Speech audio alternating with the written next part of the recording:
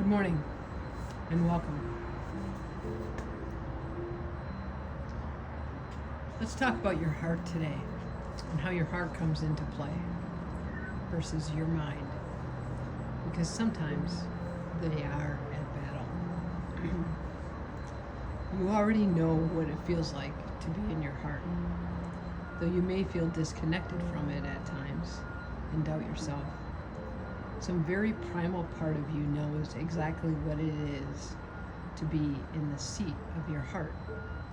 No matter when you made the separation and began living from your head, you know what it is to be in your heart. You do.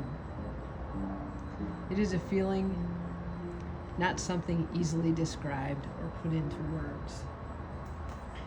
And that, my friends, I can tell you is my truth lately. So I'll ask you to reflect for a moment. What do you know about how it feels to arrive in your heart? Get curious, become porous, and listen inside to yourself for the answers. The heart is still very much alive and awake within us. And most often, all we need to do is awaken it to become still and quiet, and it will do the rest. When we draw our attention inward and focus on our heart center, it will calm and reassure us, often instantly. With it comes a softening of our bodies. We let down our guard. We feel a renewal of our trust in ourselves, others, and the unfolding of our own journey and that hard that we chose. Fear begins to fall away, the fear of the unknown, the fear of the hard that we chose. We become more open and peaceful, thoughts muffle, and we begin to feel. For when we begin to feel is when we begin to heal from our hard and start to do the work. We are no longer preoccupied by problems and are filled with a sense of ease. Space opens up within us. Solutions to challenges we may be facing start to reveal themselves without much effort. We fall into harmony with ourselves and our lives, and the hard starts to fall into a softer sense of being. This may sound too good to be true, my friends. And this is exactly what happens when we invite it and allow it. When we inhabit the heart, we awaken to aliveness. We spontaneously arrive like a bolt of lightning in the present moment, and all our arguments against ourselves and life go quiet. Breathe that in for a moment. Breathe in through the nose and out through the mouth. And take another breath in and another breath out. Goodness pushes us up through the chaos of our internal world, and we feel lit from within by a light we had no idea was even there. At any time, no matter where you are, no matter what you are doing, you can touch this place in yourself and activate the benefits of the heart space.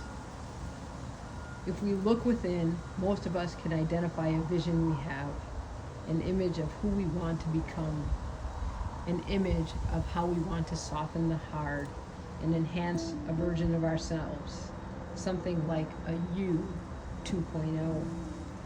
The image is often kinder, more loving, open-hearted, accepting, inspired, and creative.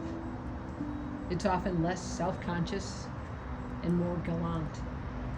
This self doesn't succumb to fear, anger, or hardship, and rises above everything with grace and ease. This vision we have in our mind's eye is what I consider to be the best representation of our heart-minded selves.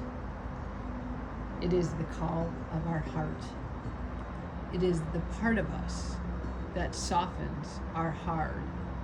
You know, that hard that we chose. This is how we soften it. Unfortunately, the problem with this fantasy image is that we tend to misuse it.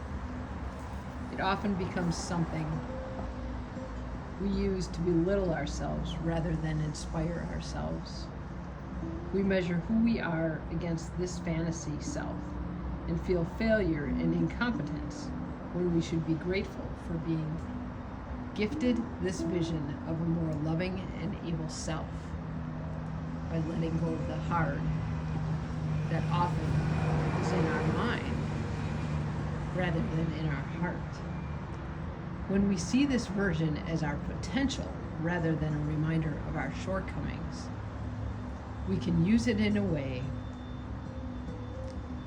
we can use it as a tool to help us move in the direction of our light. We can use it to inspire and motivate us to make choices that bring us closer to embodying and personifying this ideation. With each heart-led choice, we move toward our idealized vision. We become more and more heart-minded. Again, our hard softens. The unharnessed mind will keep us trying to get in the way of our heart-centered, heart-minded self, because the mind is fundamentally concerned with keeping us safe. It will keep us it will keep trying to prevent us from making choices that open us up to the world and open us up to freeing ourselves from that hard. And so we have to keep overriding the mind. We have to keep choosing our heart. As one of my friends so beautifully said, we are all connected and capable of incredible things when we simply allow the flow of this connection, this love, when we learn how important it is to think with our heart. And as Bob Marley says in the Redemption song, while quoting the great Marcus Garvey, emancipate yourself from mental slavery. None but ourselves can free our mind.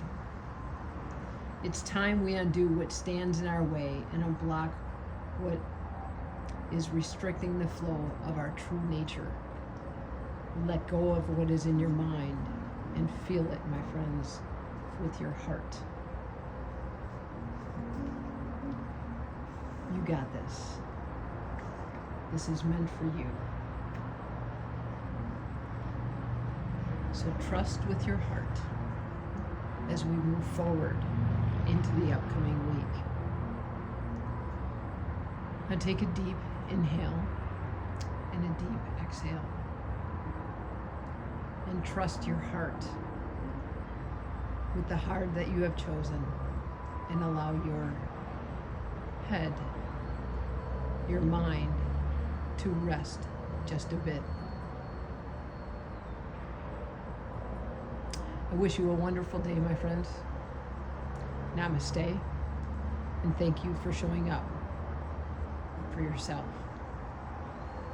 Peace to you.